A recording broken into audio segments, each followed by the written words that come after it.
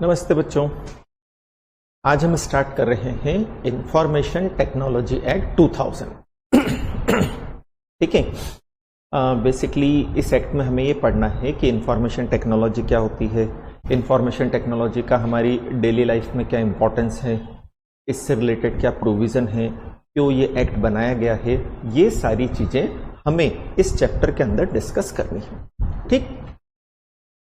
अब अगर हम एक्ट का नाम देखें तो जैसे एक्ट का नाम दिया है इंफॉर्मेशन टेक्नोलॉजी एक्ट, बोले क्या मतलब हुआ, तो बोले ये ऐसी टेक्नोलॉजी की बात कर रहे हैं जो इंफॉर्मेशन से कनेक्टेड है।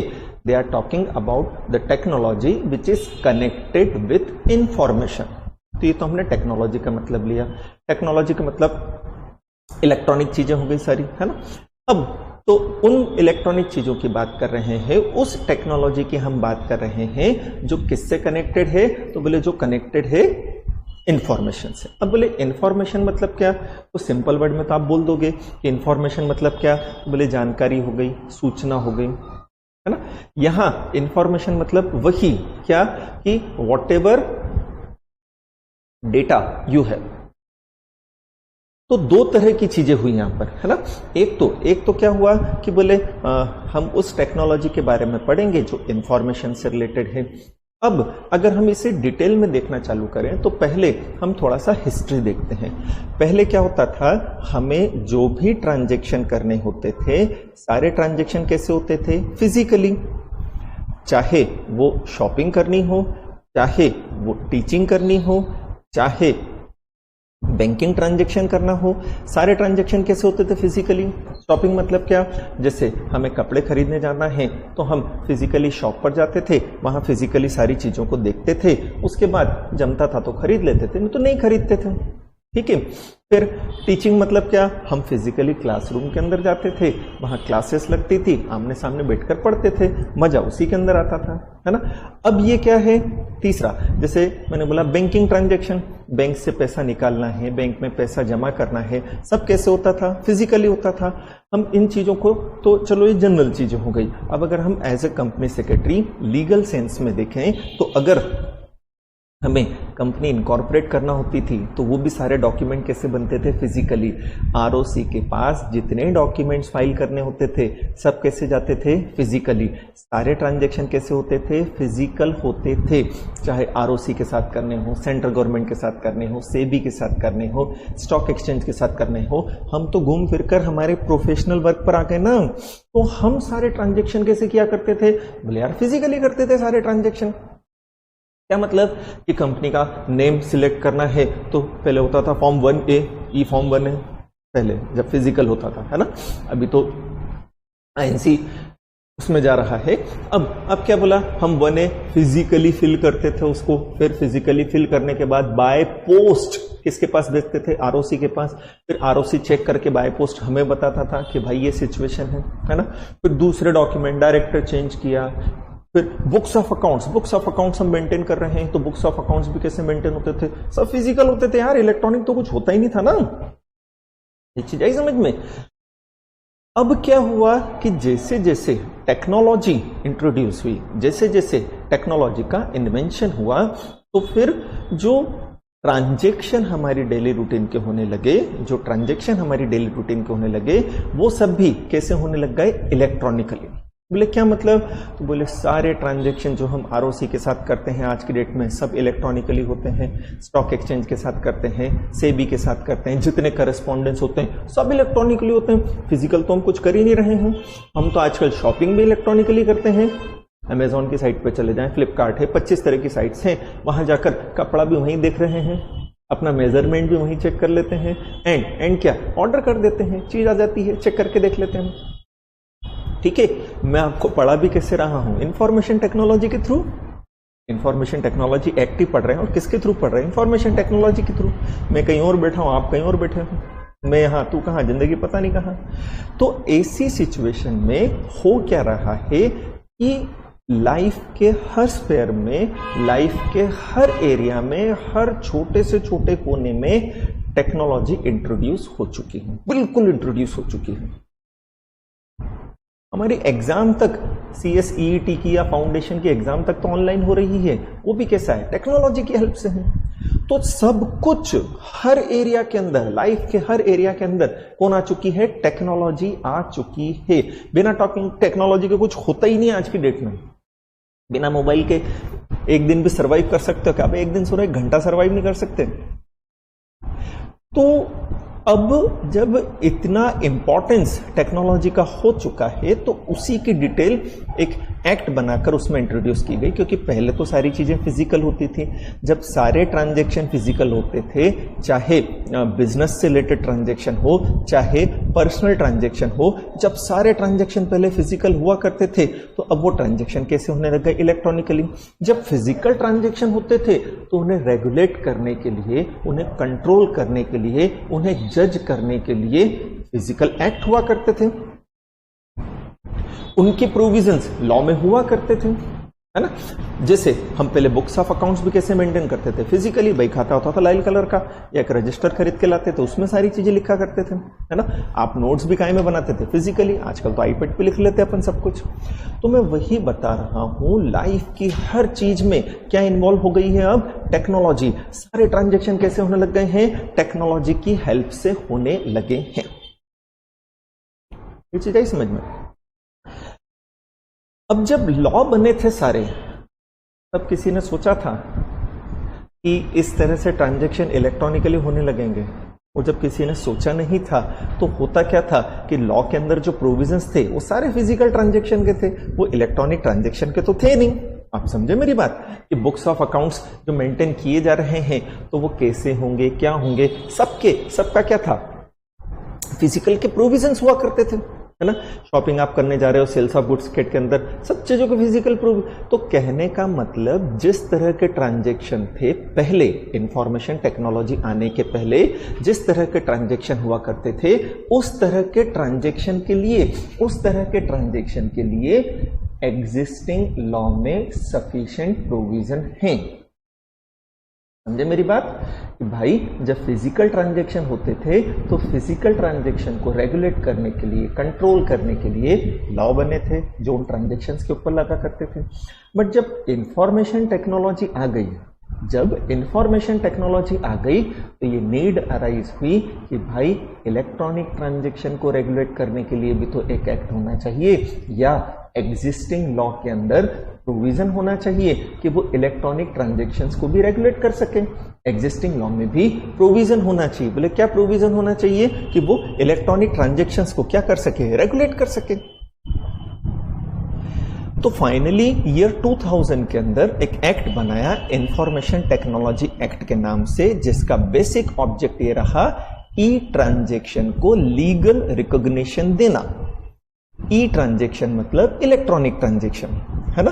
ई ट्रांजैक्शन मतलब इलेक्ट्रॉनिक ट्रांजैक्शन। तो जितने भी इलेक्ट्रॉनिक ट्रांजैक्शन हो रहे हैं, क्योंकि पहले पी ट्रांजैक्शन होते थे, पी ट्रांजैक्शन मतलब फिजिकल ट्रांजैक्शन। तो जब फिजिकल ट्रांजैक्शन होते थे तो उन्हें रेगुलेट करने के लिए तो क्या बना हुआ था, लॉ बना हुआ था। तो जब फिजिकल ट्रांजैक्शन को रेगुलेट करने के लिए लॉ बना था, क्योंकि पहले ट्रांजैक्शन होते ही फिजिकल थे, तो अब जब ट्रांजैक्शन कैसे होने लग गए हैं, इलेक्ट्रॉनिकली होने लग गए हैं, तो इलेक्ट्रॉनिक ट्रांजैक्शंस को रेगुलेट करने के लिए प्रोविजंस बनाए जाना जरूरी है। क्यों जरूरी है समझ में आया ना, क्योंकि जो हमारे एग्जिस्टिंग लॉ थे, एग्जिस्टिंग लॉ कब से, 2000 के पहले के, क्योंकि आईटी एक्ट कब आया, 2000 में आया। तो उसके पहले के जितने भी लॉ थे, उसके पहले के जितने भी लॉ थे, वो सब क्या थे, तो बोले वो सब फिजिकल ट्रांजैक्शन को रेगुलेट करते थे। उनमें प्रोविजन सब फिजिकल ट्रांजैक्शन के रिलेशनशिप में हुआ करते थे। ठीक है, अब ट्रांजैक्शन कैसे होने लग गए हैं, इलेक्ट्रॉनिकली। तो इलेक्ट्रॉनिक ट्रांजैक्शन को लीगल रिकॉग्निशन देने के लिए, इलेक्ट्रॉनिक ट्रांजैक्शन को एक्सेप्टेड करने के पर्पज से, रेगुलेट करने के पर्पज से, कंट्रोल करने के पर्पज से नीड अराइज हुई कि या तो हम एग्जिस्टिंग लॉ में चेंज करें, और एग्जिस्टिंग लॉ में चेंज करके हम इलेक्ट्रॉनिक ट्रांजैक्शन के प्रोविजन रख दें, और नहीं तो आप एक अलग से एक्ट बनाओ जिसमें इलेक्ट्रॉनिक ट्रांजैक्शन को लीगल रिकॉग्निशन प्रोवाइड किया जाए। तो उसी को ध्यान में रखते हुए ईयर 2005 के अंदर ये एक्ट बनाया गया। ये समझ में आया? तो अगर आप लर्निंग ऑब्जेक्टिव्स में देखो तो बोले प्राइमरी लॉ जो है इंडिया में इलेक्ट्रॉनिक ट्रांजैक्शंस को रेगुलेट करने के लिए एंड साइबर क्राइम को रेगुलेट करने के लिए। साइबर क्राइम मतलब क्या? तो बोले जब ट्रांजैक्शन इलेक्ट्रॉनिकली हो रहे हैं तो क्राइम भी तो इलेक्ट्रॉनिकली होंगे। जैसे हैकिंग है, हैकिंग समझते हो आप क्या होता है? हैकिंग मतलब क्या? दूसरे के कंप्यूटर रिसोर्सेस में घुसकर वहां से इंफॉर्मेशन चुरा कर लेकर आना। तो इससे कई सारे ऑफेंसेस होते हैं, है ना? तो जब क्राइम भी इलेक्ट्रॉनिकली हो गया है तो उस क्राइम को हम क्या बोलते हैं? Cyber crime. क्राइम भी जब इलेक्ट्रॉनिक, जैसे आपको आता है ना कितनी बार मैसेज कि आपके बैंक अकाउंट में इतने पैसे जमा हो गए हैं, आपका इनकम टैक्स का रिफंड आया है, आप इस लिंक पर क्लिक कीजिए। गलती से भी नहीं करना चाहिए। उन लिंक पर जब हम क्लिक करते हैं तो मालूम पड़ा कि जो फ्रॉड कर रहा है, जो क्राइम कर रहा है, हम उसके चक्कर में आ चुके हैं एंड वो हमारी सारी इंफॉर्मेशन लेकर हमारे बैंक अकाउंट को खाली कर सकता है। ठीक है? तो प्राइमरीली ई कॉमर्स को लीगल रिकॉग्निशन देने के लिए एंड साइबर क्राइम को रेगुलेट करने के पर्पज से ये एक्ट बनाया गया। क्या नाम से? Information technology act. आपको समझ में आई मेरी बात, है ना? फिर बोल दिया कि ये जो एक्ट बना है ये United nation model law on electronic commerce जो हो, यूएनसीटीएल मॉडल जो है उसके बेसिस पर बनाया गया है। एंड यहां हमें यही देखना है कि किस तरह से इलेक्ट्रॉनिक ट्रांजैक्शंस को लीगल रिकॉग्निशन दिया है और बाकी चीजें, है ना? तो एक्ट का पर्पस बता दिया। Information technology act provides legal framework for e governance by giving recognition to electronic record and digital signature. ये सारी टर्म समझाऊंगा मैं, इसी चैप्टर के अंदर समझेंगे। क्या ई गवर्नेंस होता है, क्या डिजिटल सिग्नेचर होता है, क्या लीगल रिकॉग्निशन दिया है, ई कॉमर्स क्या है, ई ट्रांजेक्शन्स क्या है, सारी चीजें, है ना?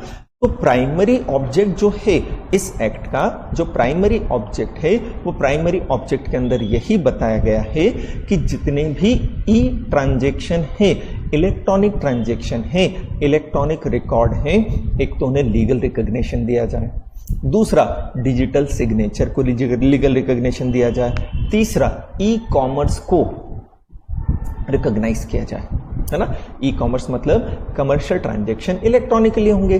डिजिटल सिग्नेचर मतलब कि भाई अब तो एग्रीमेंट जो हमने कॉन्ट्रैक्ट एक्ट पढ़ा था ना फाउंडेशन के अंदर, कॉन्ट्रैक्ट एक्ट के अंदर क्या होता था कि भाई ऑफर देते थे, ऑफर का एक्सेप्टेंस होता था, प्रॉमिस बनता था। अब वो सारी चीजें भी कैसे होने लग गई है? वो सारी चीजें भी अब कैसे होने लग गई है? यहां तक की कहानी समझ में आई?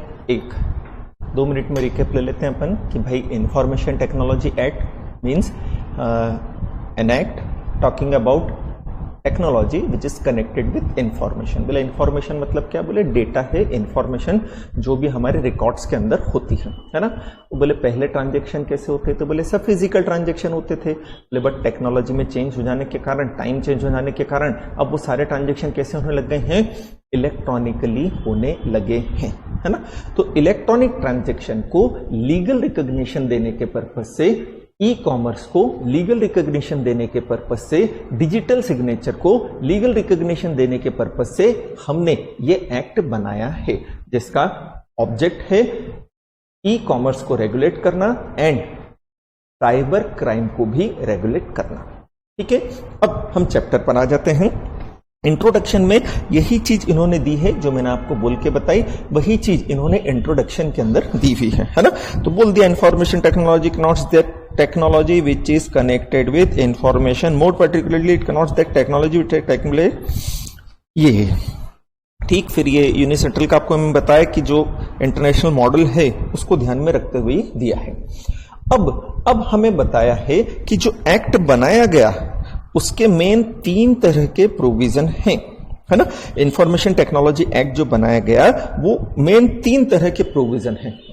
ठीक, पहला क्या है? लीगल रिकॉग्निशन देना इलेक्ट्रॉनिक ट्रांजैक्शंस को, है ना? इलेक्ट्रॉनिक डेटा इंटरचेंज को एंड अदर इलेक्ट्रॉनिक कम्युनिकेशन को, जिसे हम क्या कहते हैं? E commerce. तो पहला पॉइंट हमें ये बोलता है जो ई कॉमर्स है उसे लीगल रिकॉग्निशन देना, है ना? मेन 3 चीजें हैं इस एक्ट की, मेन 3 चीजें हैं। पहला क्या है? Legal recognition to e commerce. Legal recognition to e commerce, इसका मतलब क्या कि जितने भी इलेक्ट्रॉनिक ट्रांजैक्शन हैं, जो कमर्शियल ट्रांजैक्शन, जितने भी कमर्शियल ट्रांजैक्शन हैं इलेक्ट्रॉनिकली जो किए जा रहे हैं, जिसमें इलेक्ट्रॉनिकली इंफॉर्मेशन एक्सचेंज की जा रही है, सबको क्या प्रोवाइड करना, लीगल रिकॉग्निशन प्रोवाइड करना।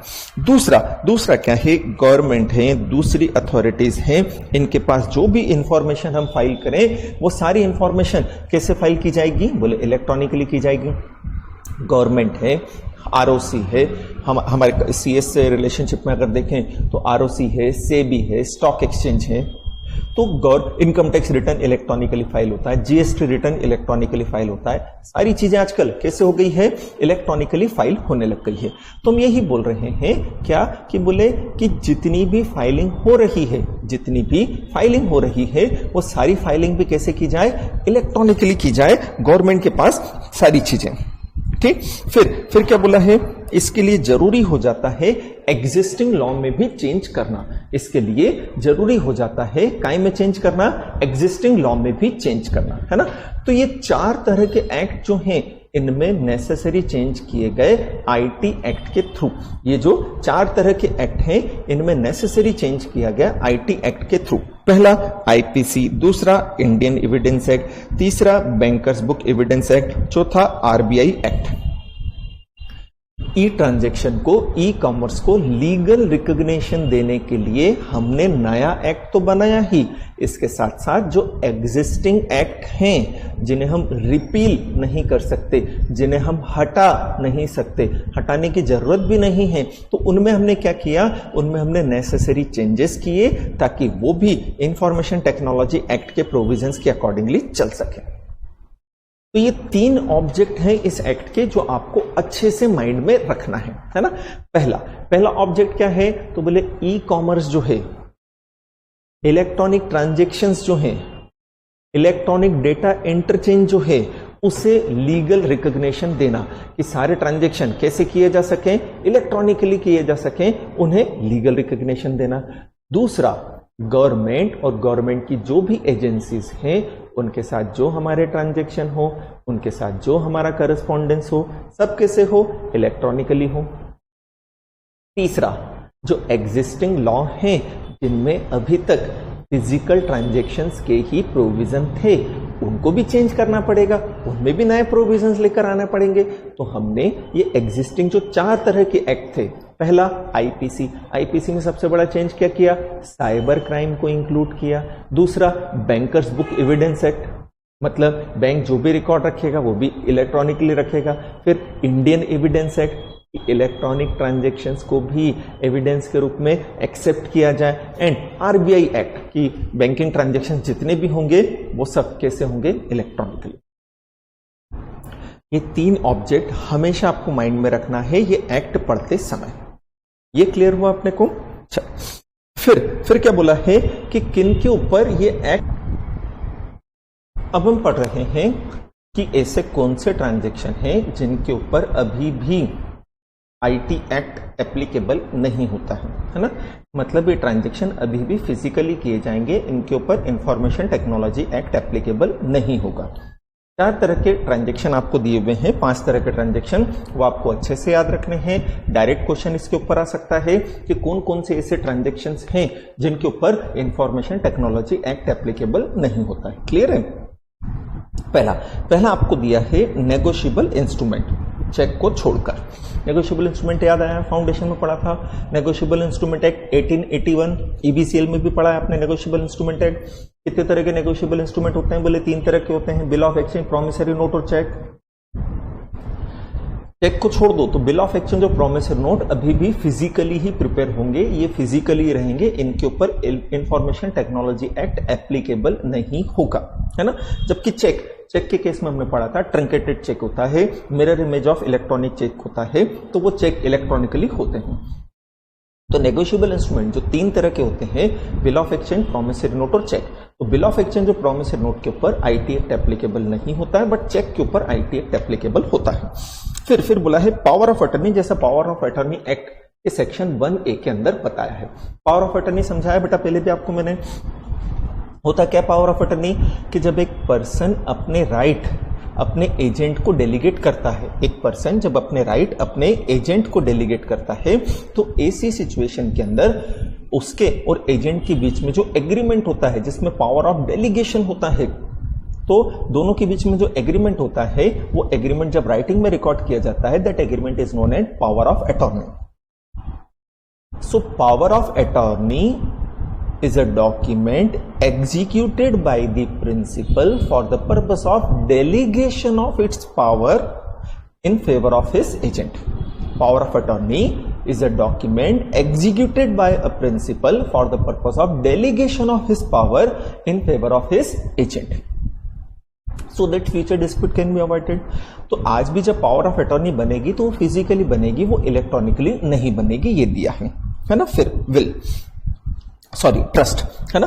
तो इंडियन ट्रस्ट एक्ट के अकॉर्डिंगली जब ट्रस्ट डीड बनाई जाती है, इंडियन ट्रस्ट एक्ट 1882 के अकॉर्डिंगली जब ट्रस्ट डीड बनाई जाती है, तो वो ट्रस्ट डीड भी कैसे बनेगी, फिजिकली बनेगी. वो ट्रस्ट डीड भी कैसे नहीं बनेगी, इलेक्ट्रॉनिकली नहीं बनेगी. फिर विल, वसीयत के बारे में लिखा है कि एक पर्सन जब क्या एग्जीक्यूट करेगा, अपनी विल एग्जीक्यूट करेगा ना, तो उसकी विल भी कैसी रहेगी, बोले फिजिकल रहेगी, इलेक्ट्रॉनिकली नहीं होगी. एंड लास्ट, इमूवेबल प्रॉपर्टी के सेल के जो ट्रांजैक्शन है, इमूवेबल प्रॉपर्टी से, इमूवेबल प्रॉपर्टी में कोई भी इंटरेस्ट हो, इमूवेबल प्रॉपर्टी का कोई भी इंटरेस्ट हो, उस इंटरेस्ट को ट्रांसफर करने के जो भी ट्रांजैक्शन है, वो ट्रांजैक्शन अभी भी कैसे होंगे, फिजिकली. जैसे मैं कोई इमूवेबल प्रॉपर्टी परचेस कर रहा हूं, तो जब मैं इमूवेबल प्रॉपर्टी परचेस करूंगा, तो मेरे और सेलर के बीच में जो कॉन्ट्रैक्ट ऑफ सेल होगा इमूवेबल प्रॉपर्टी का, that contract will be executed in writing, electronic form में नहीं. ये 5 ट्रांजैक्शन जो हैं, इनके ऊपर अभी भी क्या हो रहा है, आईटी एक्ट एप्लीकेबल नहीं होता है, ये अभी भी फिजिकली ही किए जाते हैं. कौन कौन सा, तो बोले पहला नेगोशिएबल इंस्ट्रूमेंट, बट बिल को चेक को छोड़कर. दूसरा पावर ऑफ अटर्नी, जैसा पावर ऑफ अटर्नी एक्ट के सेक्शन 1 के अंदर बताया है. तीसरा क्या बोला, ट्रस्ट, इंडियन ट्रस्ट एक्ट के अकॉर्डिंगली जब ट्रस्ट डीड बनाई जाएगी, है ना. चौथा क्या, विल, एक पर्सन जब अपनी वसीयत लिखता है तो वो. एंड पांचवा क्या, इमूवेबल प्रॉपर्टी से रिलेटेड जो भी ट्रांजैक्शन होते हैं, इमूवेबल प्रॉपर्टी से रिलेटेड जो भी ट्रांजैक्शन होते हैं, वो सारे ट्रांजैक्शन कैसे किए जाएंगे, फिजिकली. अब डेफिनेशंस स्टार्ट हो रही है ना. एक्ट के अंदर जो डेफिनेशंस दी गई हैं, जो वर्ड यूज किए गए हैं, उनका मीनिंग अब हम देख रहे हैं. सबसे पहले आपको वर्ड दिया है एक्सेस. जो डेफिनेशन बेटा मैं याद करने की बोलूं वो आपको याद करनी है, बट समझने तो सारे वर्ड हैं. तो समझने के लिए उन्हें हम सिंपल वर्ड में समझेंगे, एकदम टेक्निकली जाकर थोड़ी देर से समझे, पहले सिंपल वर्ड में समझ कर फिर उनका टेक्निकल मीनिंग भी अपन देख लेंगे, है ना. और जो मैं याद करने की बोलूं वो तो सिंपल समझने के साथ साथ टेक्निकली अपने को याद भी करना. देखें, एक्सेस मतलब क्या होता है, रीच, पहुंच. इंफॉर्मेशन टेक्नोलॉजी एक्ट के रिलेशनशिप में एक्सेस का मतलब क्या होगा कि किसी के कंप्यूटर रिसोर्सेस में एंट्री लेना, किसी के कंप्यूटर रिसोर्सेस में जो इंफॉर्मेशन रखी है, किसी के कंप्यूटर रिसोर्सेस में जो इंफॉर्मेशन रखी है, उस इंफॉर्मेशन तक पहुंच बनाना, उस इंफॉर्मेशन तक रीचना, उस इंफॉर्मेशन तक एक्सेस रखना कहलाता है. तो मेरा एक्सेस है आप तक, मतलब मैं आप तक पहुंच सकता हूं. तो इसी तरह से अगर हमारा एक्सेस है किसी व्यक्ति के कंप्यूटर रिसोर्सेस में, तो इसका मतलब यह हुआ हम उसके कंप्यूटर रिसोर्सेस में एंट्री ले सकते हैं. जैसे मान लो मेरा लैपटॉप है, मेरा लैपटॉप में मैंने पासवर्ड लगाकर उसे प्रोटेक्ट कर रखा है. अब आप चाहो भी कि उस कंप्यूटर के अंदर चले जाओ, लैपटॉप के अंदर चले जाओ, वहां क्या इंफॉर्मेशन है, क्या डेटा है, आप देख लो, आप नहीं देख सकते हैं. लेकिन अगर आपको पासवर्ड मालूम है, it means you are having access to my laptop, my computer resources. अब आप उस लैपटॉप को ओपन करके आपको जो भी उसके अंदर इंफॉर्मेशन है वो आप इजीली देख सकते हो, कोई रोकने वाला नहीं है आपको. ठीक है. तो एक्सेस वर्ड का मतलब होता है उस चीज तक पहुंच रखना, पहुंच जाना, वो चीज हमारे कब्जे में होना. एक तरह से वहां क्या है, क्या इंफॉर्मेशन है, वो हम देखने का राइट रखते हैं, है ना. तो ये जनरल मीनिंग ही आपको एक्सेस का याद रखना है. इसके टेक्निकल मीनिंग भी मैंने बता दिया है, बट जो टेक्निकल वर्ड है उन्हें रटने की आपको जरूरत नहीं. चलिए देखें क्या लिखा है. with its grammatical variation and cognate expression. Gaining entry, access means gaining entry, मतलब एंट्री लेना या इंस्ट्रक्ट करना, कम्युनिकेट करना किसी भी कंप्यूटर रिसोर्स के लॉजिकल, अर्थमेटिक या मेमोरी फंक्शंस को, एंड उस कंप्यूटर रिसोर्सेस को इस तरह से या कंप्यूटर नेटवर्क को इस तरह से क्या कर लेना, यूज कर लेना। आपको याद करने की जरूरत नहीं है, आप इसका सिंपल मीनिंग याद रखोगे कि एक्सेस मतलब होता है किसी व्यक्ति के कंप्यूटर रिसोर्सेस में, किसी व्यक्ति के कंप्यूटर नेटवर्क में जो हमारा नहीं है, किसी दूसरे का है, उसमें अगर हम एंट्री ले रहे हैं या हम हमारे कंप्यूटर में भी एंट्री ले रहे हैं तो हम हमारे कंप्यूटर को क्या कर रहे हैं, एक्सेस कर रहे हैं। आपको समझ में आई ये चीज? चल फिर क्या बोला है, एड्रेसिंग, है ना। फिर डेफिनेशन, अब नेक्स्ट डेफिनेशन दी है हमें एड्रेसी की। अब मैं आपको ना 3-4 चीजें एक साथ समझा रहा हूं। ओरिजिनेटर, एड्रेसी, इंटरमीडियरी, तीनों आपको मिलेंगी, यहीं मिलेंगी, अलग अलग जगह लिखी हुई मिलेंगी, बट हम तीनों को साथ में रखकर पढ़ रहे हैं। मैं आपको एक एग्जाम्पल के थ्रू तीनों चीजें समझाता हूं, है ना। सबसे पहले आप ये समझो कि जब पहले फिजिकल ट्रांजैक्शन हुआ करते थे, जब पहले फिजिकल ट्रांजैक्शन होते थे तो होता क्या था कि मुझे अगर मुंबई के किसी ट्रेडर से कोई ट्रांजैक्शन करना है, या यूं कह लो मुझे आरओसी के पास कोई डॉक्यूमेंट भेजना है, तो वो डॉक्यूमेंट में पहले फिजिकली लिखता था, उसके बाद किसको भेजता था, मुंबई भेज देता था, या आरओसी के पास भेजना है तो वहां भेज देता था, है ना। तो हम सिंपल उसी तरह से चलते हैं जैसे मैं हूं, है ना। मान लो मुझे मुंबई के किसी ट्रेडर से बिजनेस इंक्वायरी करनी है, मुझे मालूम करना है कि जो वो गुड्स सेल कर रहा है उसके रेट्स क्या हैं, वो क्या क्या गुड्स रखता है। तो मैं अपने यहाँ एक लेटर लिखूंगा, लेटर लिखकर पोस्ट कर दूंगा, किसको, मुंबई वाले ट्रेडर को, कि भाई मुझे ये चीजें परचेस करनी है, आप अगर ये चीजें सेल करते हो तो आपके यहाँ इनकी क्या प्राइजेस हैं, आप किन टर्म्स एंड कंडीशन में बेचोगे, मुझे इंटीमेट कर दो, ठीक है। अब मैंने क्या किया, एक लेटर लिया, है ना, एक लेटर लिया, उस पर सारी चीजें लिखी। अब उस लेटर में जितनी चीजें लिखी हैं, क्या वो मैंने ओरिजिनेट की हैं? हाँ। क्या वो मेरे माइंड की उपज है? हाँ। क्या वो मेरे ब्रेन में से निकली है? हाँ। क्या वो मेरे थॉट्स हैं? हाँ।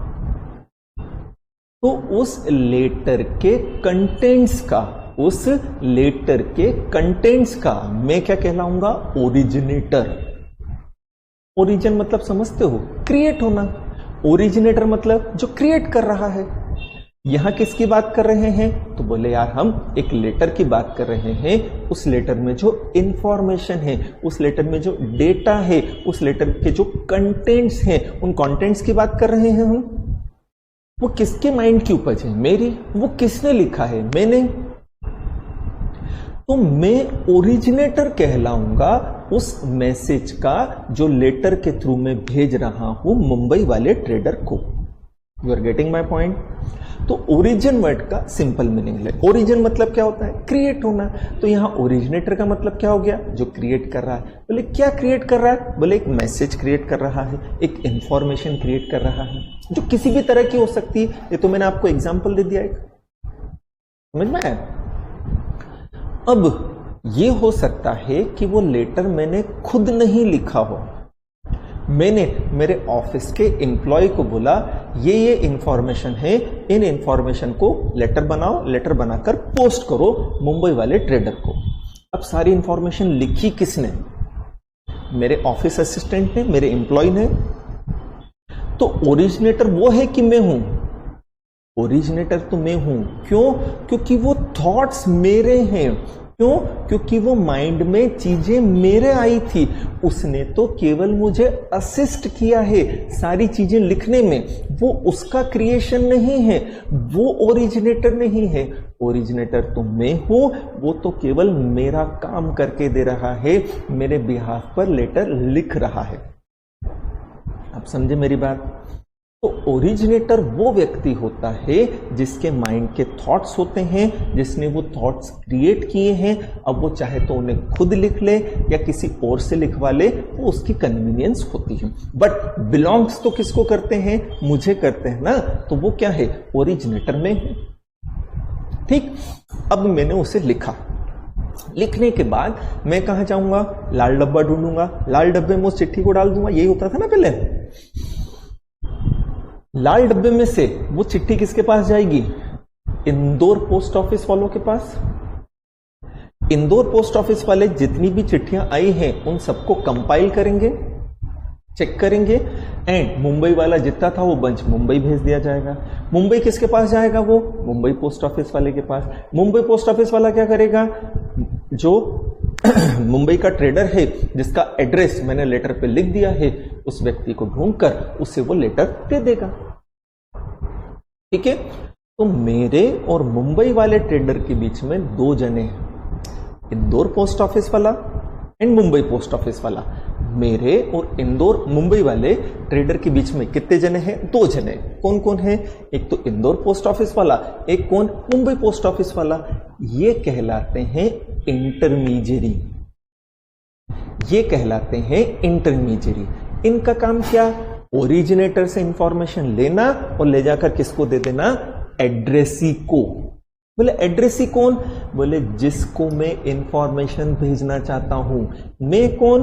ओरिजिनेटर। तो ओरिजिनेटर जिस पर्सन को इंफॉर्मेशन सेंड करना चाहता है, ओरिजिनेटर का जो इंटेंशन है कि इंफॉर्मेशन इस पर्सन को मिलना चाहिए, that person will be known as addressee. तो मैंने लेटर लिया, लिखा, एनवलप पे डाला, एनवलप पे पता लिखा मुंबई वाले ट्रेडर का। वो व्यक्ति क्या कहलाएगा? एड्रेसी। इस सेंस में मैं एड्रेसर भी हो गया। मैं ओरिजिनेटर होने के साथ साथ क्या हो गया? एड्रेसर, क्योंकि मैं एड्रेस कर रहा हूं, मैं इंटीमेशन दे रहा हूं आपको उन चीजों की। ये तीन चीज समझ में आई। एक हुआ ओरिजिनेटर जिसके थॉट्स होते हैं, दूसरा होता है इंटरमीडियरी जो ओरिजिनेटर से इंफॉर्मेशन ले जाकर किसको देता है? एड्रेसी को। तीसरा होता है एड्रेसी जिसको वो इंफॉर्मेशन सेंड की गई है, ट्रांसमिट की गई है, भेजी गई है, जिसके लिए वो इंफॉर्मेशन है। ये तीन जने समझ में आए आपको? अब इसको हम इलेक्ट्रॉनिक सेंस में देखते हैं, इसको हम इलेक्ट्रॉनिक सेंस में देखते हैं, है ना। बोले क्या? अब अगर मुझे कोई इंफॉर्मेशन देनी है, अब अगर मुझे कोई इंफॉर्मेशन भेजनी है, तो मैं मेल ड्राफ्ट करूंगा। अब मैं फिजिकल लेटर लिखूंगा क्या? नहीं। अब मैं क्या करूंगा? ईमेल लिखूंगा। ठीक, तो मैंने मेल ड्राफ्ट किया। जैसा मैंने पहले फिजिकली लिखा था, अब मैंने वो सारी चीजें इलेक्ट्रॉनिकली लिख दी। मैंने पहले कागज पे लिखी थी, अब मैंने सिस्टम के अंदर मेल ड्राफ्ट कर दिया। ठीक है, अब उस मेल के जो कंटेंट्स हैं, उस मेल में जो भी लिखा है वो थॉट्स किसके हैं? मेरे। मैं ओरिजिनेटर हो गया।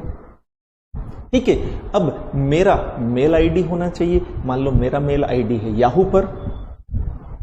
मेरा मेल आईडी कहां है? याहू पर। जैसे फिजिकल ट्रांजैक्शन में मैं कहां रहता था? इंदौर में, तो इंदौर पोस्ट ऑफिस वाला था जो मेरे से इंफॉर्मेशन लेकर गया था और मुंबई पोस्ट ऑफिस वाले को देकर आया था। तो अब यहां पर भी इंटरमीडियरी होगा ना। यहां इंटरमीडियरी कौन होगा? वो नेटवर्क सर्विस प्रोवाइडर। यहां इंटरमीडियरी कौन होगा? वो नेटवर्क सर्विस प्रोवाइडर जो मेरे से इंफॉर्मेशन लेकर एड्रेसी को ले जाकर देगा। मतलब कौन? वो नेटवर्क सर्विस प्रोवाइडर जिसके पास मेरा ईमेल आईडी है। मान लो मेरा अकाउंट है याहू पर, तो मैं अपना याहू का मेल ओपन करूंगा। मेल ओपन करूंगा, उसमें पूरा मेल ड्राफ्ट कर दूंगा। ठीक है, फिर उसमें एक एड्रेस बार होता है ना। अगर आप टेक्निकली समझते हो तो सबसे पहली जो दो लाइन होती हैं वो क्या होती हैं? एड्रेस बार होती हैं। उस एड्रेस बार में मैं मुंबई के ट्रेडर का एड्रेस लिखूंगा। जैसे एनवलप पर मैंने उसका फिजिकल एड्रेस लिखा था, अब मैं उसका इलेक्ट्रॉनिक एड्रेस लिखूंगा, मतलब मैं उसका ईमेल आईडी लिखूंगा। मान लो उसका ईमेल अकाउंट है गूगल पर, mumbai@google.com, तो मैंने एड्रेस बार में उसका एड्रेस लिख दिया mumbai@google.com। ठीक है, तो टू में क्या गया, mumbai@google.com। तो ये कौन हो गया, एड्रेसी। मेरा इंटेंशन है इंफॉर्मेशन किसको मिलना चाहिए, इस मुंबई वाले को मिलना चाहिए। मैंने इंफॉर्मेशन लिखी, क्लिक का बटन दबाया, तो जैसे ही मैंने क्लिक किया इंफॉर्मेशन मेरे पास से निकली, मतलब मेरे कंप्यूटर रिसोर्सेज से निकली, मेरे मोबाइल से निकल गई। निकल कर किसके पास गई, इंटरमीडियरी के पास। सबसे पहले इंफॉर्मेशन किसके पास गई, इंटरमीडियरी के पास। इंटरमीडियरी कौन, याहू वाला जिसके पास मेरा अकाउंट था।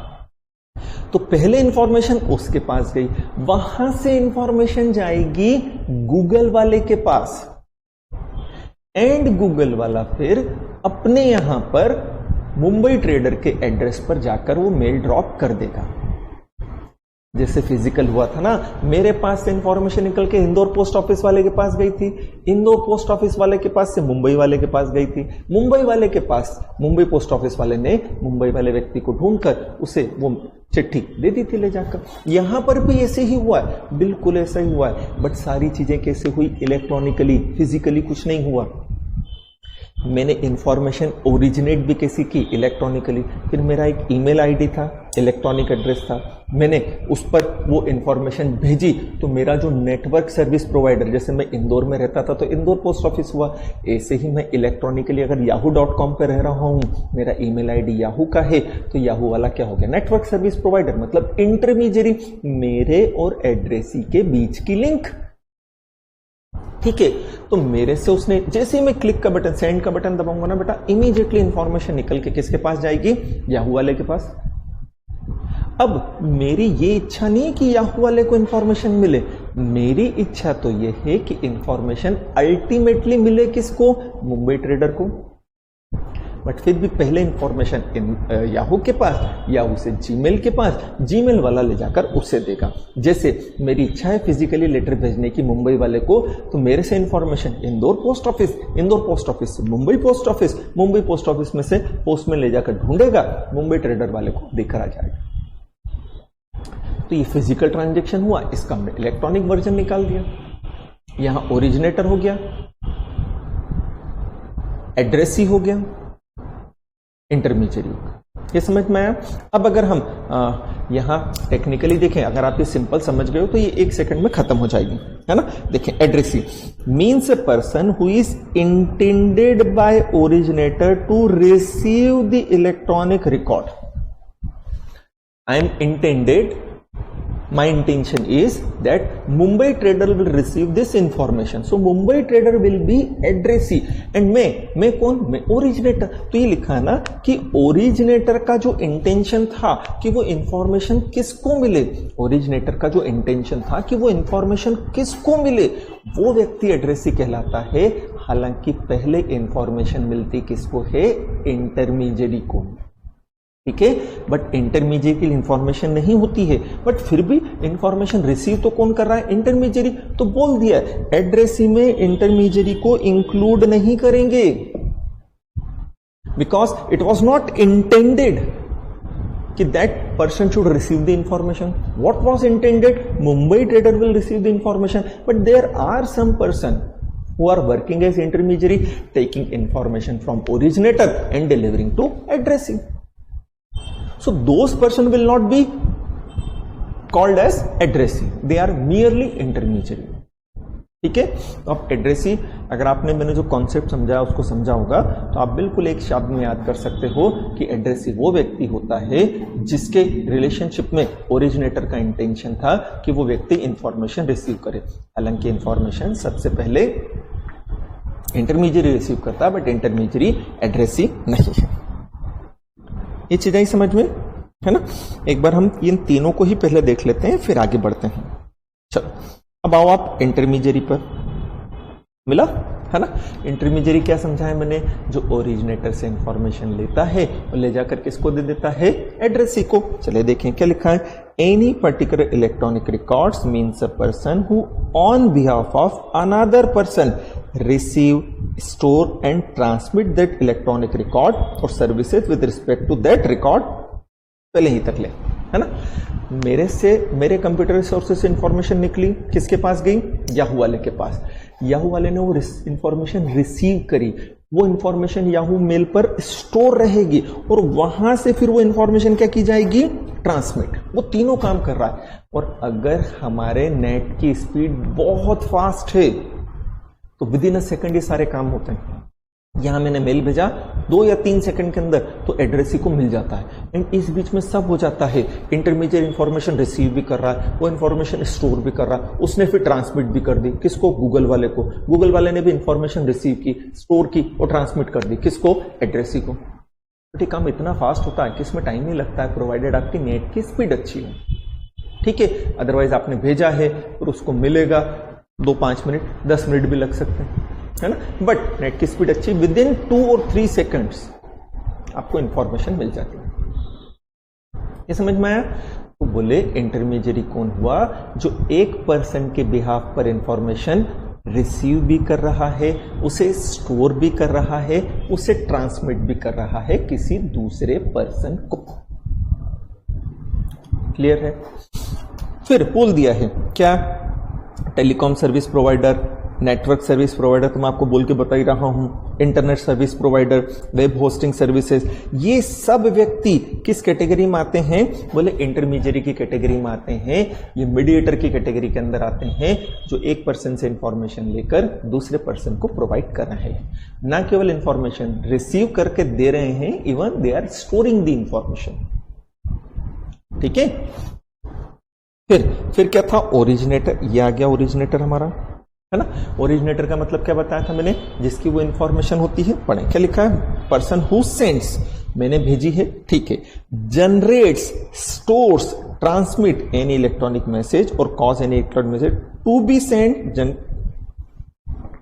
चल, अब तो मैंने आपको ओरिजिनेटर का मतलब समझा ही दिया। ओरिजिनेटर मतलब क्या हुआ कि वो पर्सन जो इंफॉर्मेशन भेज रहा है, इंफॉर्मेशन स्टोर कर रहा है, इंफॉर्मेशन ट्रांसमिट कर रहा है, जनरेट कर रहा है, या जिसके कहने पर इंफॉर्मेशन भेजी गई थी, स्टोर की गई थी, ट्रांसमिट की गई थी, वो व्यक्ति क्या कहलाता है? बोले ओरिजिनेटर कहलाता है। बट इसमें इंटरमीडिएरी को इंक्लूड नहीं किया है। क्यों नहीं किया इंटरमीडिएरी को इंक्लूड? क्योंकि इंटरमीडिएरी को इंफॉर्मेशन भले इंटरमीडिएरी स्टोर भी कर रहा है, सेंड भी कर रहा है, बट वो ओरिजिनेटर नहीं है। कल से कुछ भी अगर गड़बड़ी होती है उस लेटर के रिलेशनशिप में, उसके कंटेंट्स के रिलेशनशिप में, I am the sole person responsible for that.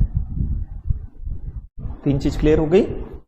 Originator जो इंफॉर्मेशन क्रिएट कर रहा है, भले ही उसने खुद भेजी हो या उसके कहने पर उसके स्टाफ ने किसी ने भेज दी हो, है ना। दूसरा कौन? इंटरमीडिएरी जो ओरिजिनेटर से इंफॉर्मेशन लेकर एड्रेसी को देगा। इन एड्रेसी कौन? जिसके पास इंफॉर्मेशन जा रही है। चले, अब नेक्स्ट डेफिनेशन आपको दी है अफिक्सिंग इलेक्ट्रॉनिक सिग्नेचर।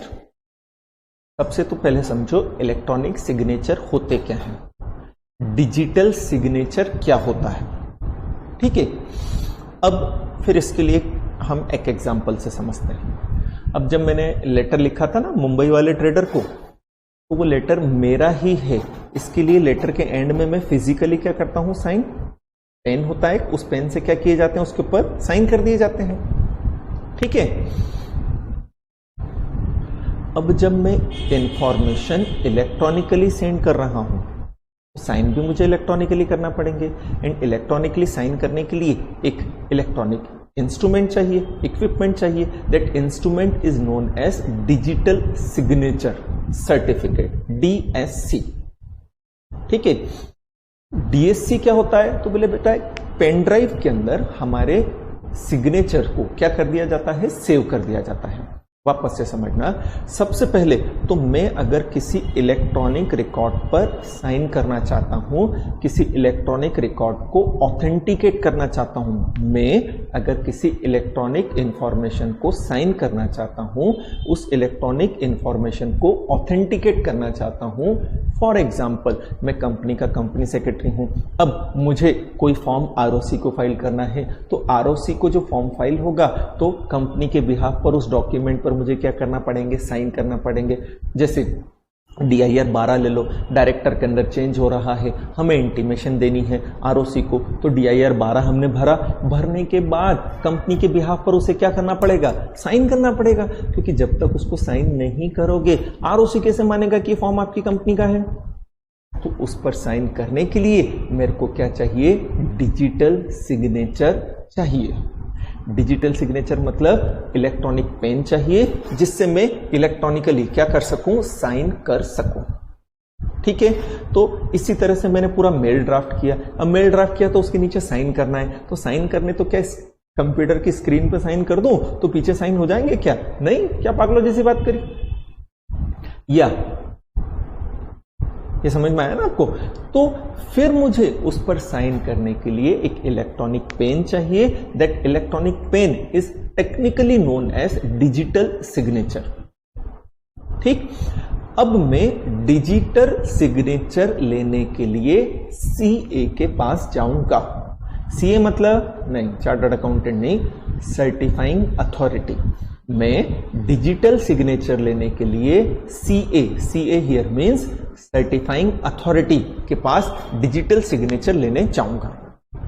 ठीक है, जब मैं सर्टिफाइंग अथॉरिटी के पास डिजिटल सिग्नेचर लेने जाऊंगा, या जो भी व्यक्ति सर्टिफाइंग अथॉरिटी से डिजिटल सिग्नेचर लेना चाहता है, that person will be known as subscriber. जैसे शर्मा जी हैं, उन्हें डिजिटल सिग्नेचर चाहिए, तो वो डिजिटल सिग्नेचर लेने के लिए CA को अप्लाई करेंगे। CA मतलब सर्टिफाइंग अथॉरिटी, है ना। एंड CA के लिए हम क्या हो जाएंगे, सब्सक्राइबर। ठीक, मैं कंपनी सेक्रेटरी हूं, कल से आप कंपनी सेक्रेटरी बन जाएंगे, तो कंपनी के बिहाफ पर डॉक्यूमेंट्स को आपको साइन करना पड़ेगा। जब आप कंपनी के बिहाफ पर डॉक्यूमेंट्स को साइन करेंगे, तो जब डॉक्यूमेंट पर साइन करेंगे तो आपको डिजिटल सिग्नेचर चाहिए होगा।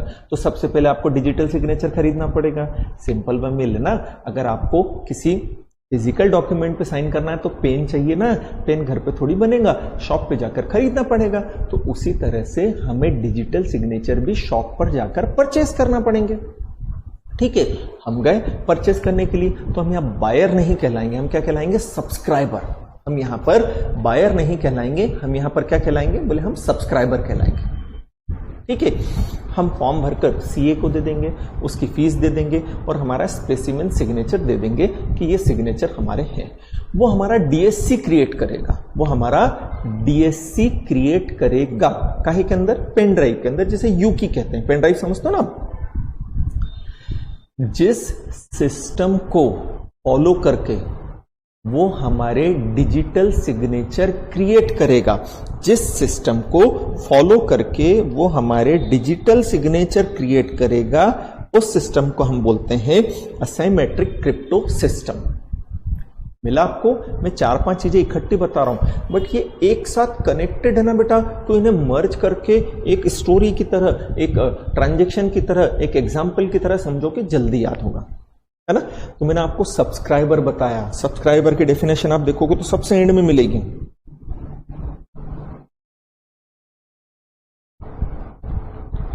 कहां गया भाई,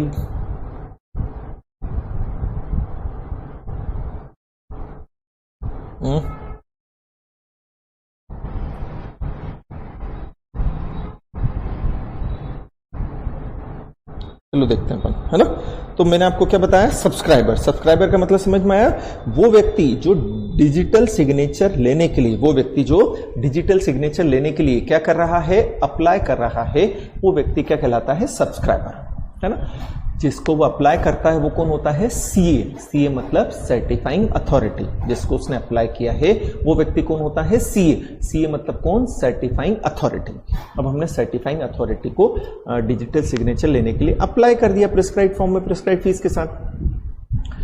सर्टिफाइंग अथॉरिटी जिस प्रोसेस को यूज करते हुए हमारे DSC क्रिएट करेगी, सर्टिफाइंग अथॉरिटी जिस प्रोसेस को यूज करते हुए हमारे DSC क्रिएट करेगी, उस प्रोसेस को हम बोलते हैं असाइमेट्रिक क्रिप्टो सिस्टम। बोले सिस्टम में क्या होता है, बोले सिस्टम में एक सिक्योर की पेयर होता है।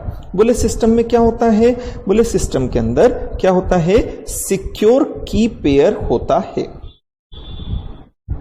पेयर मतलब क्या, जोड़ा, मतलब 2 होंगे। बोले हाँ। बोले की पेयर में कितनी कीज होगी? बोले 2। कौन कौन सी? बोले प्राइवेट की एंड पब्लिक की, है ना। इस सिस्टम में क्या होता है? बोले एक सिक्योर की पेयर होता है। कौन से सिस्टम में? असिमेट्रिक क्रिप्टो सिस्टम में एक सिक्योर की पेयर होता है एंड जिसमें कंसिस्टिंग ऑफ प्राइवेट की एंड पब्लिक की।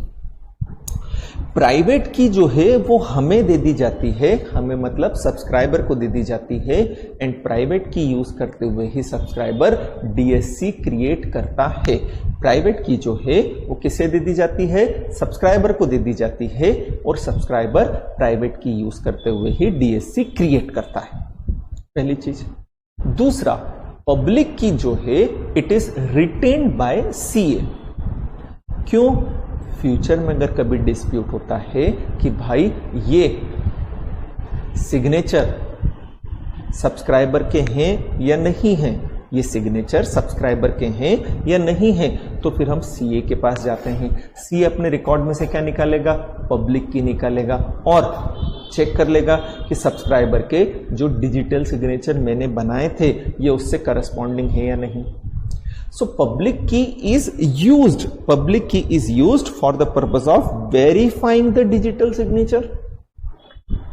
जैसे फिजिकल सिग्नेचर मेरे हैं, है ना। अब मेरे सिग्नेचर किसी ने फ्रॉड करके बना लिए, बनते ना सिग्नेचर फ्रॉड करके, तो मेरे सिग्नेचर किसी ने फ्रॉड करके बना लिए। अब कल से डिस्प्यूट हो रहा है, मैं बोल रहा हूं ये मेरे सिग्नेचर नहीं है और जिसने फ्रॉड किया वो बोल रहा है ये मेरे ही सिग्नेचर है, आप ही के सिग्नेचर है। तो हम किसके पास जाएंगे? सिग्नेचर एक्सपर्ट के पास, हैंडराइटिंग एक्सपर्ट के पास। वो वेरीफाई करेगा ना कि हाँ ये सिग्नेचर इस पर्सन के हैं या नहीं है, वो वेरीफाई करके देगा। आप समझे मेरी बात? तो उसी तरीके से अगर किसी व्यक्ति ने फ्रॉड करके मेरे डिजिटल सिग्नेचर बना दिए, किसी व्यक्ति ने फ्रॉड करके मेरे डिजिटल सिग्नेचर बना दिए, तो मैं बोलूंगा ये डिजिटल सिग्नेचर मेरे नहीं है, फिर डिस्प्यूट क्रिएट होगा। तो हम किसके पास जाएंगे? सीए के पास जाएंगे। सीए चेक करेगा काहे से? पब्लिक की से, जो उसके पास रखी हुई है उस पब्लिक की से वो वेरीफाई करेगा कि हाँ यार ये सिग्नेचर तो वही है जो मैंने सब्सक्राइबर को मतलब तनय कसेरा को बना कर दिए थे। वो अपने रिकॉर्ड में चेक करके वेरीफाई कर देगा, बोले हाँ ये इसी के सिग्नेचर है, या हो सकता है वो सिग्नेचर मेरे ना हो, उसके पब्लिक रिकॉर्ड से मैच नहीं कर रहे हो, वो डिनाई कर देगा, बोले नहीं ये इसके सिग्नेचर नहीं है, ये सिग्नेचर तो फ्रॉडुलेंटली क्रिएट किए गए हैं। आपको समझ में आई मेरी बात? मैंने 4 चीजें बता दी।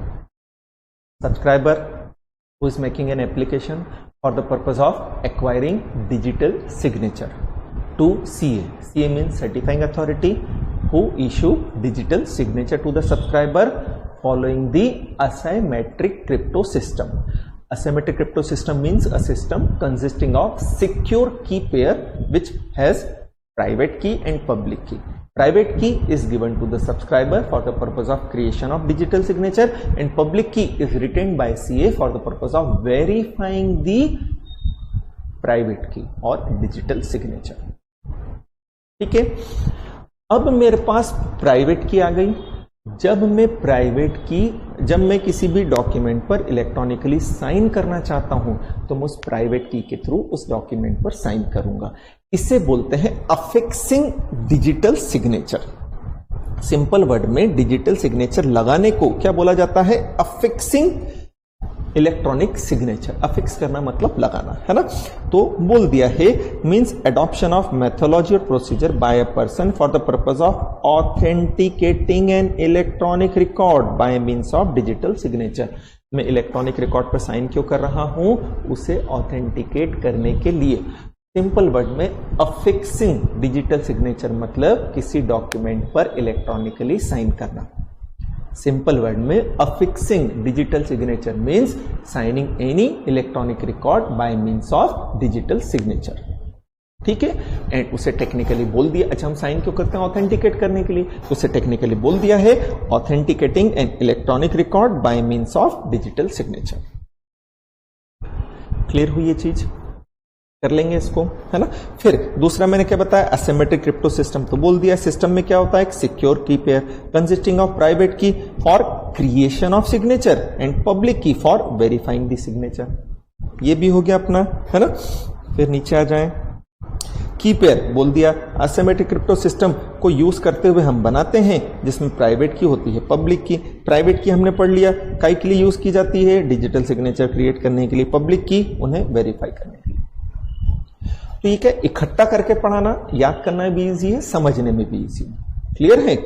चलो नेक्स्ट कह दिया अपीलेट ट्रिब्यूनल। एक होती है एडजुडिकेटिंग अथॉरिटी, एक तो क्या होती है बेटा, एडजुडिकेटिंग अथॉरिटी, है ना। अब बोले ये एडजुडिकेटिंग अथॉरिटी क्या होती है? अगर किसी भी पर्सन ने एक्ट के प्रोविजन का नॉन कंप्लायंस किया है, अगर किसी भी पर्सन ने एक्ट के प्रोविजन का नॉन कंप्लायंस किया है, तो जो एडजुडिकेटिंग अथॉरिटी होती है उसकी ड्यूटी बनती है कि उस व्यक्ति को एडजुडिकेट करे। एडजुडिकेट करे मतलब उसके अगेंस्ट लीगल प्रोसीडिंग्स स्टार्ट करे, उसे प्रोसिक्यूट करे, प्रोसिक्यूट करने के बाद उसे क्या करे, पनिश करे।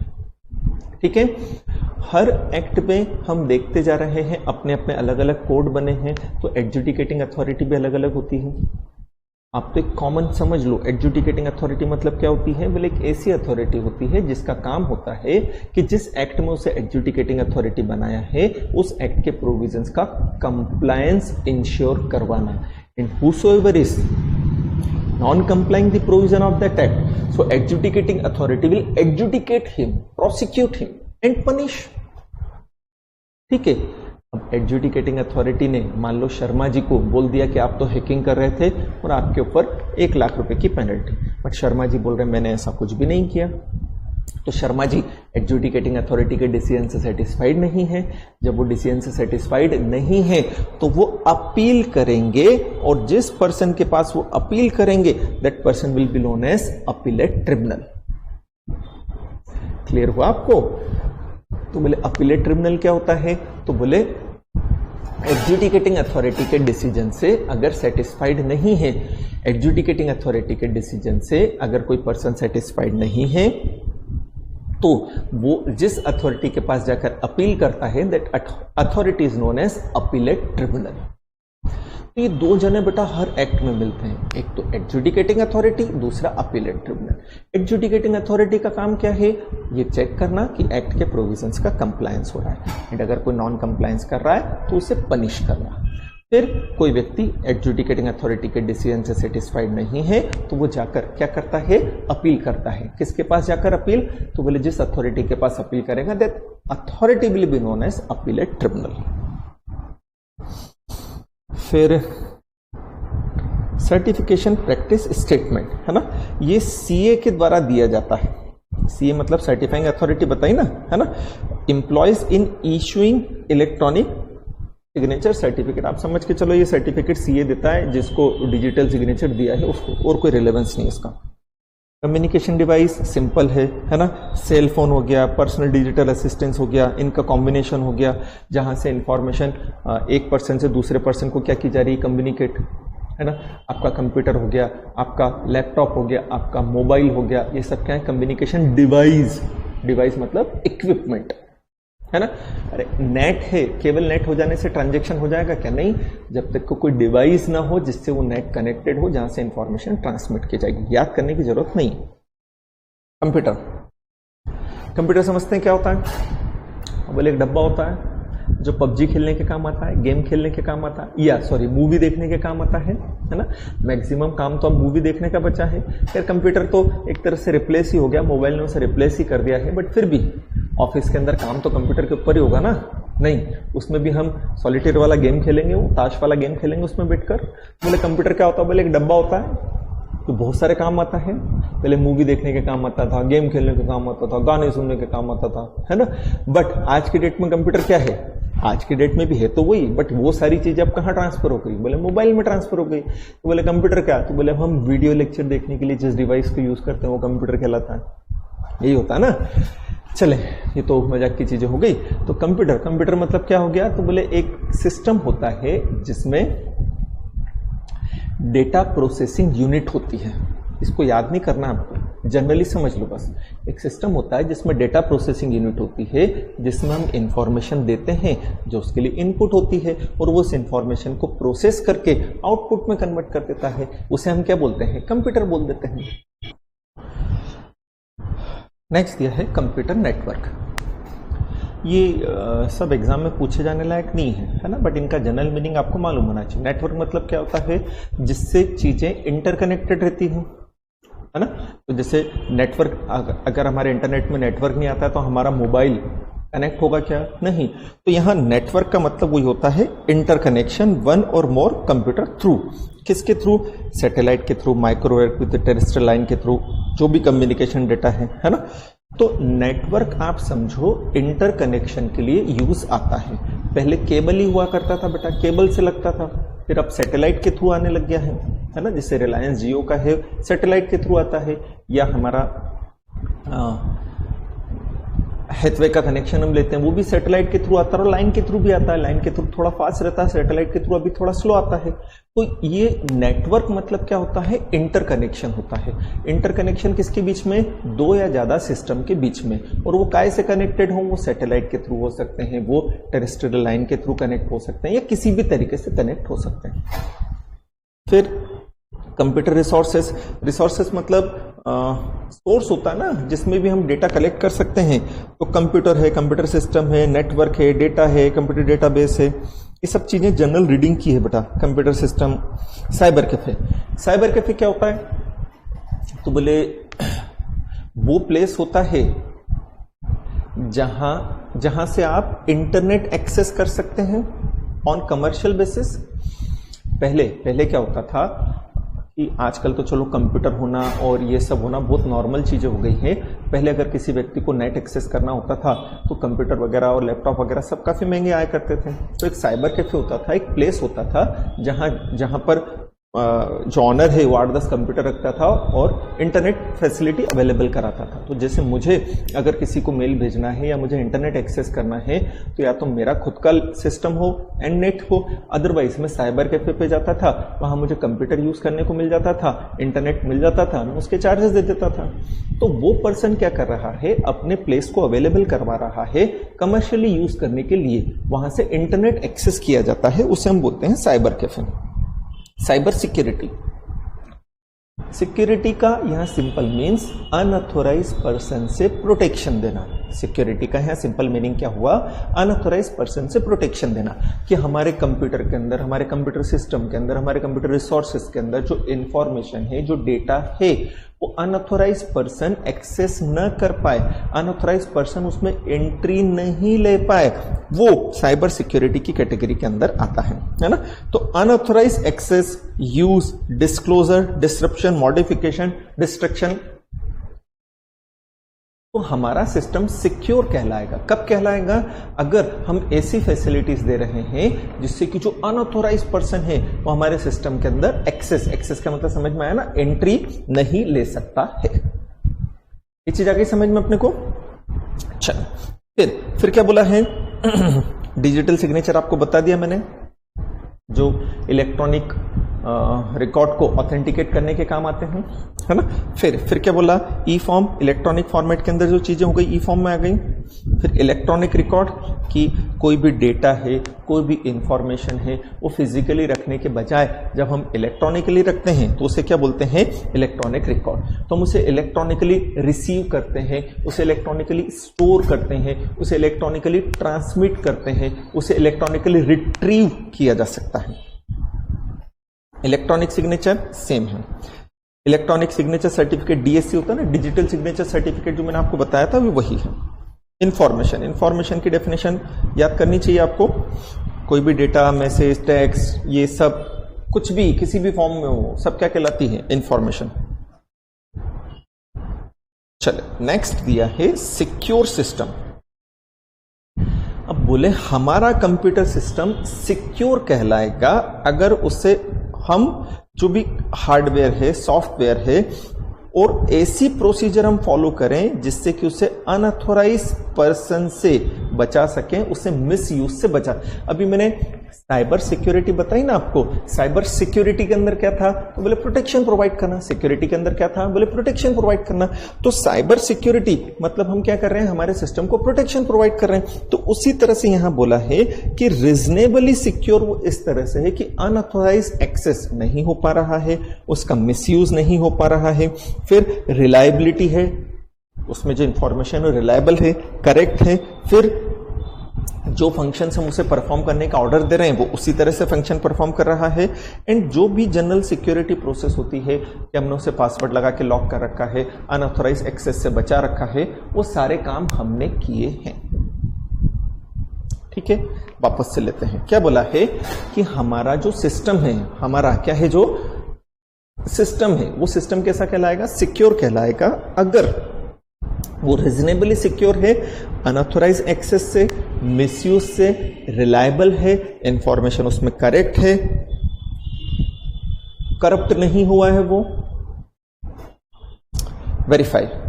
सिक्योर सिस्टम याद करना चाहिए आपको, वेरीफाई भी आपको याद करना चाहिए, है ना।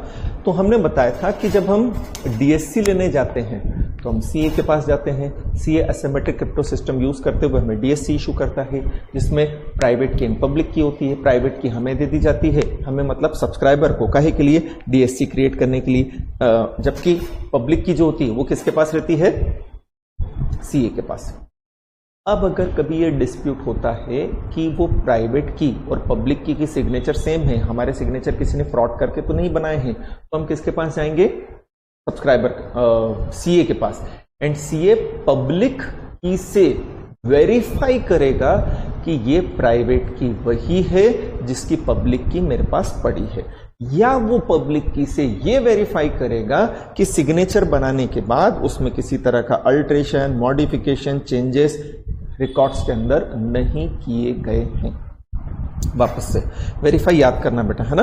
तो इनिशियल इलेक्ट्रॉनिक रिकॉर्ड जो अफिक्स किए गए थे, है ना, वो प्राइवेट की यूज करके ही किए हैं, और वो प्राइवेट की उसी करस्पॉन्डिंग की है जो पब्लिक की हमारे पास पड़ी है।